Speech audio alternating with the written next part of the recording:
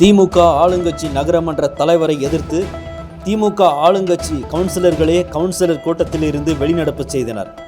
நகரமன்ற தலைவரிடம் கவுன்சிலர்கள் சராமாரி வாக்குவாதத்தில் ஈடுபட்டதால் பரபரப்பு ஏற்பட்டது. திருப்பத்தூர் மாவட்டம் திருப்பத்தூர் நகராட்சி அலுவலகத்தில் நகராட்சிக்கு உட்பட்ட 36 வார்டுகளின் நகரமன்ற கவுன்சிலர்கள் கலந்து கொண்டு நகரமன்ற தலைவர் சங்கீதா தலைமையில் கவுன்சிலர் கூட்டம் நடைபெற்றது.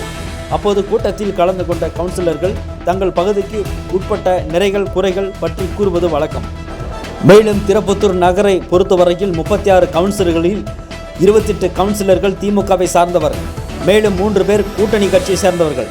இந்த நிலையில் இன்று நடைபெற்ற கவுன்சிலர் கூட்டத்தில் ஆளுங்கட்சி மற்றும் கூட்டணி கட்சியை சேர்ந்த 27 கவுன்சிலர்கள் கவுன்சிலர் கூட்டத்தை புறக்கணித்து வெளிநடப்பு செய்தனர். மேலும் தங்கள் பகுதிக்கு உட்பட்ட வார்டுகளில் எந்த ஒரு அடிப்படை வசதிகளையும் அதிகாரிகள் செய்து தருவதில்லை, அதனை நகரமன்ற தலைவர் கண்டுகொள்வதில்லை என குற்றச்சாட்டு எழுந்துள்ளது. எவ்வளவு குறை கூறினாலும் நகரமன்ற தலைவர் சங்கீதா கண்டுகொள்ளாமல் மெத்தன போக்காக செயல்படுகிறார் என கூறி 27 கவுன்சிலர்கள் வெளிநடப்பு செய்தனர். அதன் பின்பு அங்கிருந்து சமாதானமாகி திரும்பவும் கவுன்சிலர் கூட்டத்தில் திரும்பிய போது வெளிநடப்பு செய்த அனைத்து கவுன்சிலர்களும் நகரமன்ற தலைவரிடம் சராமாரியாக கேள்விகளை எழுப்பி வாக்குவாதத்தில் ஈடுபட்டனர்.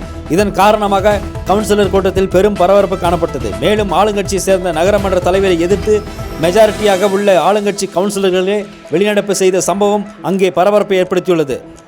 இது குறித்து செய்தியாளர்களுக்கு தகவல் கொடுத்தவர் வெற்றி கொண்டான் 36வது வார்டு கவுன்சிலர் விசிக கட்சியை சார்ந்தவர் என்பது குறிப்பிடத்தக்கது. எவிடன்ஸ் பார்வை செய்திகளுக்காக திருப்பத்தூர் மாவட்டத்திலிருந்து வீரராகவன். கொலை மிரட்டல் விடுக்கும்போது மற்றவங்கலாம் என்ன யோசனை பண்ணுங்க, நீங்களே இதெல்லாம் ஒழியணும் இல்லையா? ராஜினாமா பண்ணிட்டு போ, தேவையா இல்லை. எப்படி வாங்க எல்லாம் எப்படி இது வரைக்கும் என்ன நடந்துக்குது, அஜெண்டாவில் என்ன வந்துக்குது, எங்களுக்கு என்ன அஜெண்டா கொடுத்துருக்குறாங்கன்றத வச்சு ஒருங்கிணைச்சு பார்க்கணும். ரெண்டும் பார்த்தா தான் என்னென்ன ஊழல்னு தெரியும். நேற்று நைட்டு 12 மணிக்கு ஓய்வு ஃபோன் பண்ணுறாருங்க. நேற்று நைட்டு 12 மணிக்கு ஓய்வு பண்ணுறாரு. அவ்வளோ அவசரம் என்ன? மினிட் புக்கை வந்து எங்களுக்கு எங்களுடைய கூட்டத்திலே மினிட் புக்கை க்ளோஸ் பண்ணணும். ஆனா ஒரு தனிநபர் வந்து எந்த ஆக்கிரமிப்பு பண்ணிக்கிறாருன்னு சொல்லிட்டு பெட்டிஷன் தராரு. உடனே அஜெண்டா பாஸ் பண்ணி கொண்டு வந்து தீர்மானத்தை பொதுமக்களுக்கு பயன்பாட்டில் ரோட்டை நோண்டணும், லைட்டை நோண்டணும், காவாவை நோண்டணும்னு அவர் பெட்டிஷன் தராரு. அது மேலே நீங்கள் அஜெண்டா தீர்மானம் பண்ணுறீங்க. 2 வருஷமா நாங்கள் பொதுமக்கள் கழிப்பிடத்துக்கு லைட்டு பொது இடத்துல இருக்குது. அது பெரிய ஆபத்தான நிலையில சாயிர நிலை இருக்கு. இதை பற்றி நாங்கள் கேட்கறோம். இதை பற்றி எந்த ஒரு ஆக்ஷனுமே இல்லாமல் இருக்காங்க. பொதுமக்களுக்கு பசுமை லைட் கொடுக்காது. ஒரு தனிநபருக்கு என்ன அர்த்தம்? மாற்ற முடியாது. வார்டு பகுதியில் வராங்க, கண்ணாடி ஏற்றிட்டு அவங்க பாட்டுக்கு போயிடுறாங்க சேர்மேனை.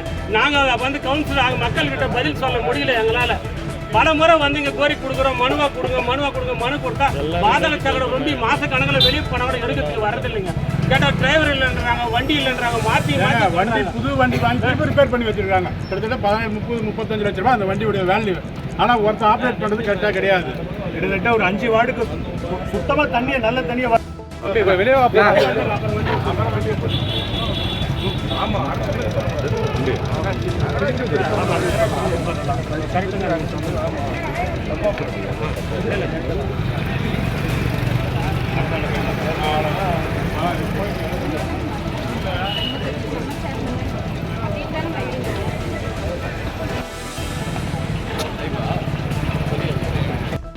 கத்தி கத்தி பேசுறது போடக்கூடாது.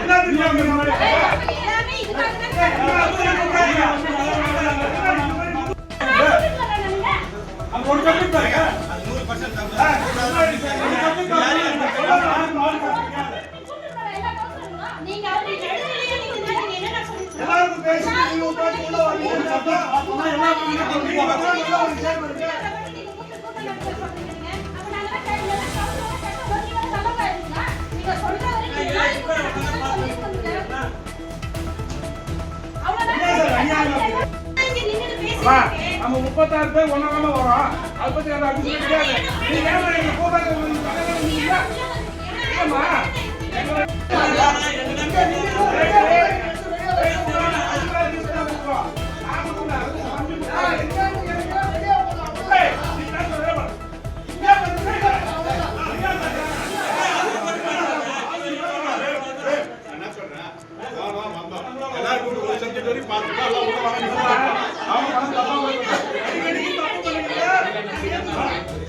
எல்லாரும்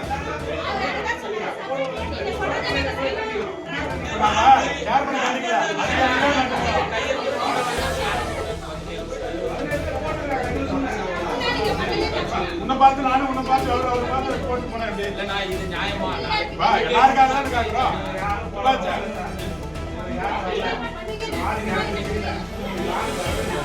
ஏய், எங்க வாழ்க்கை அதானே சொல்லுது. நாங்க அதுதான் சொல்றோம். ரேமண்ணா நீங்க சொன்ன மாதிரி தான் நம்ம வந்து எல்லாம் சேர்ந்து செய்யலாம்.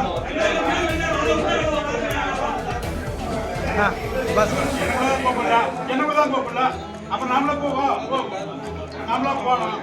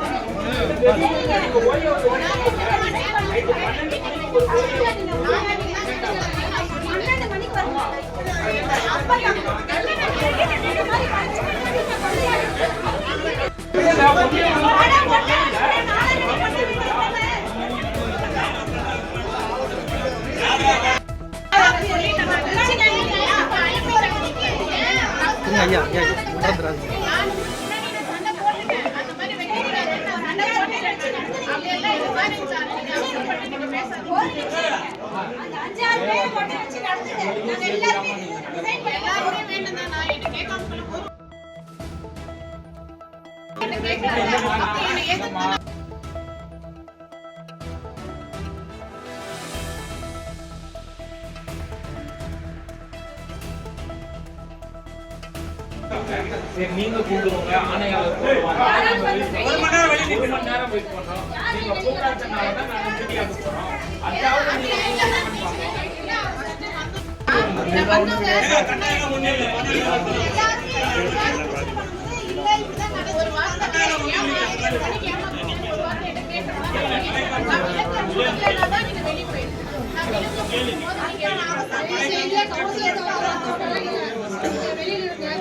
கவுன்சிலர்ஸ் மட்டும்